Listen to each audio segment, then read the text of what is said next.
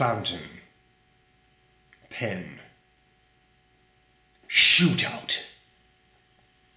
And today we look at two giants, Namiki Yukari Royale with cheese and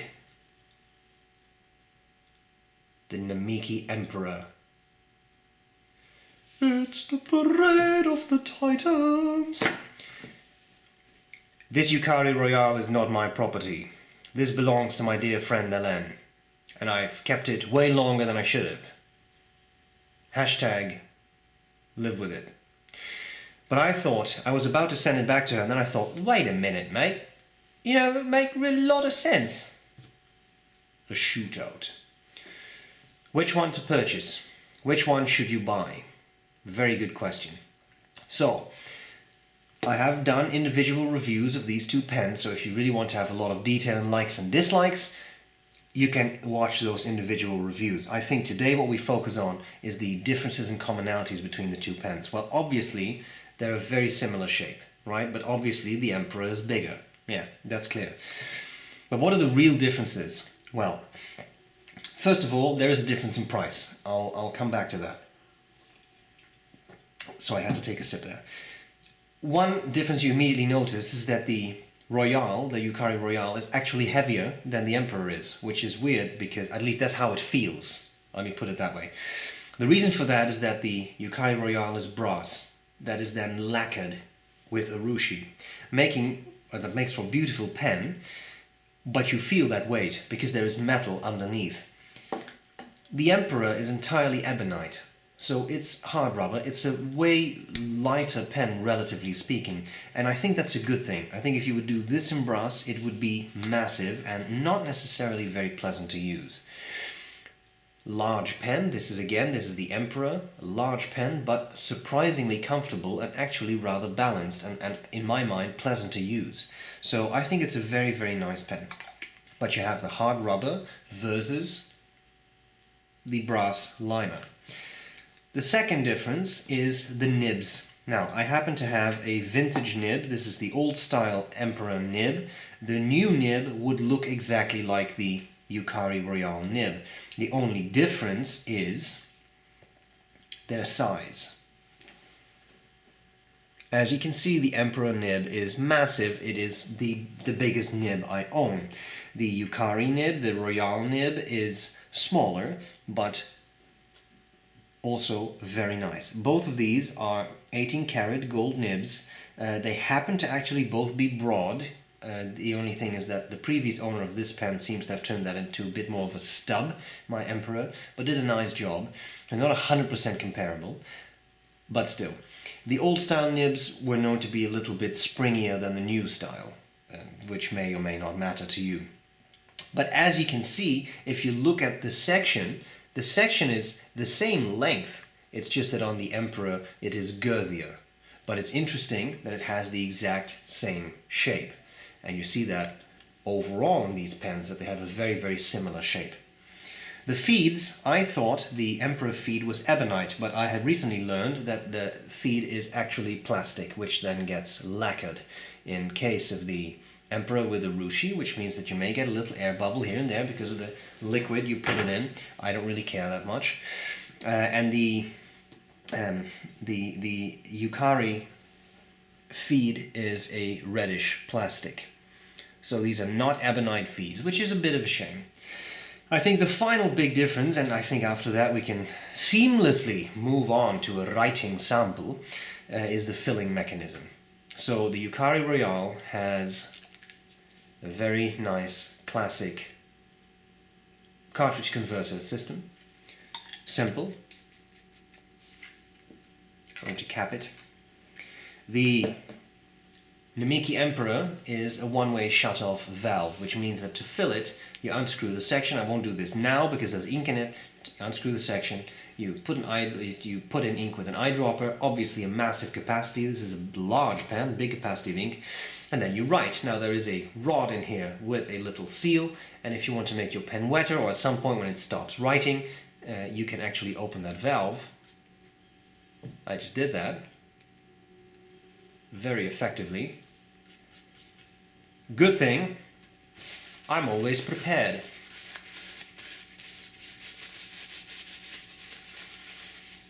Sorry. And then your pen becomes wetter. How much wetter? This much wetter, as you have just seen. Now, people have asked me in the writing samples, can you please demonstrate this wetness? It really doesn't make that big of a difference. I mean, at some point, remember what happens. The shutoff valve will seal off the ink flow, and at some point your pen will run dry. There's just no more ink in here. The feed has run dry. Nothing will happen. If you are writing and the feed is saturated, and then you open this valve, it won't do that much. It won't go from a pretty wet pen to a gusher. It just goes from a wet pen to a marginally wetter pen. So I really can't show that off. I'm sorry. But that's it. So we have these two pens, and I think a very important thing for us is to see them side by side. So that's what I'm going to do, and I'll try to talk a little bit about my writing experience holding both of them, because of course they both write. I mean, they see them side by side and see how they perform. I think that will be interesting. That's what we are going to do. Hope this will be useful, and that's it. Boom. Okay, the Namiki Emperor, the Yukari Royale. Now, I forgot if I mentioned the prices. So the price has recently been increased. The Emperor is now $2,000 and the Yukari Royale is $1,500. So the prices have increased quite substantially, and I'm not saying that that's a very good thing, because that makes them a bit prohibitive, especially the Emperor. Now let's look at them side by side. So as I said, I'm going to try and focus a bit on the writing experience. I'm just moving around a little bit here because there's all kinds of pens everywhere. Okay, so Namiki Yukari Royale. I don't know why all of a sudden I say that with a French accent, doesn't make any sense. The nib here was broad and the ink is Ackerman Delft's Blauw. Very nice, classy, washable blue. This is a very nice wet writing experience.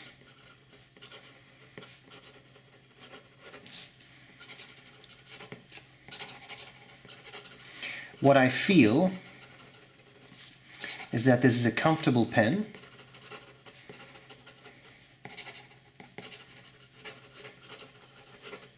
But also that it is definitely heavier. You feel the weight of that metal, so I can picture how for a very long writing session this might tire out your hand a bit faster than a lighter pen would. Nice and wet, works well, very careful. You can get a little bit of line variation out of that nib too. So, pleasant writer. There is some feedback in this for sure. It's not a glossy, smooth nib, but I kind of like that feedback. Then there is the Emperor. Also a broad nib, same ink, but as I said, this one seems to have been stubbed by someone. Now, for the record, that was with the valve closed. Now let's open it, see if we really see any difference. Here we have the broad nib, and it is again the same ink, but you see how the inks are slightly different in different pens, right? Okay.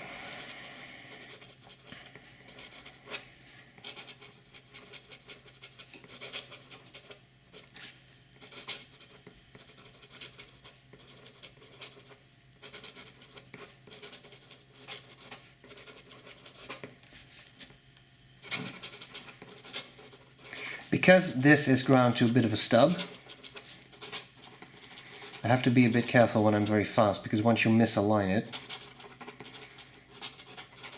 it doesn't write so well anymore.